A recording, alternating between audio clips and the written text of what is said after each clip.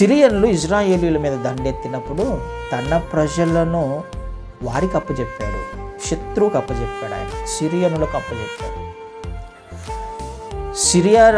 Syria సైన్యాధిపతి అయిన నయమాను పక్షముగా దేవుడున్నాడు, శత్రువు పక్షముగా దేవుడున్నాడు. ఆయన ఆలోచనలు మనకు అర్థం కావు, ఆయన ప్రణాళిక మనకు అర్థం కాదు. ఎందుకు ఇలా జరుగుతుంది అని మనకు చాలాసార్లు ప్రశ్న వస్తూ ఉండొచ్చు. కానీ ఆయన ఉద్దేశాలు మనం గత వారం నేర్చుకున్నట్టు గుర్తు, ఆయన ఉద్దేశాలు ఆకాశం కంటే ఎత్తైనవి కదండి. మన ఆలోచనలు భూ సంబంధమైనవైతే ఆకాశం కంటే ఎత్తైనవి ఆయన ప్రణాళిక.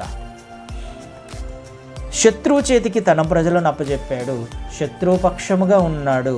ఆయన పని చేస్తే ఎలా చేస్తాడు? సమస్తమును కూడా సమకూడి మేలుగా జరిగిస్తాడు. ఆయన ఆ జరిగించే ప్రాసెస్లో ఆయన నామము ఘనపరచబడాలి. ఆ విధంగా ఆలోచన చేస్తాడు ఆయన. ఆ నామము ఎవరి ద్వారా ఘనపరచబడుతుంది? తన ప్రజల ద్వారా మాత్రమే. మళ్ళీ తన ప్రజల ద్వారానే. ఆయన ఏది చేసినా తన ప్రజల జీవితంలో, తన జనాంగము జీవితంలో ఏది చేసినా వారికి మేలు కలుగుతుంది. వారి ద్వారా దేవుని నామము మహిమపరచబడుతుంది, వాళ్ళు కూడా హెచ్చించబడతారు.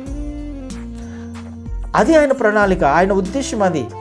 వారిని శ్రమల గుండా తీసుకువెళ్ళినా, శత్రువుకు అప్పచెప్పిన వారి జీవితంలో దేవుడి కార్యం జరగాలి, వారి ద్వారానే దేవుని నామం మహిమపరచబడాలి కదండి. ఇది ఆయన ప్రణాళిక, అది అర్థం అవ్వాలి. కానీ చాలాసార్లు మనం అర్థం చేసుకోలేము. ఎందుకు? ఆయన ఉద్దేశాలు వేరుగా ఉంటాయి, మనకు అర్థం కావు అవి.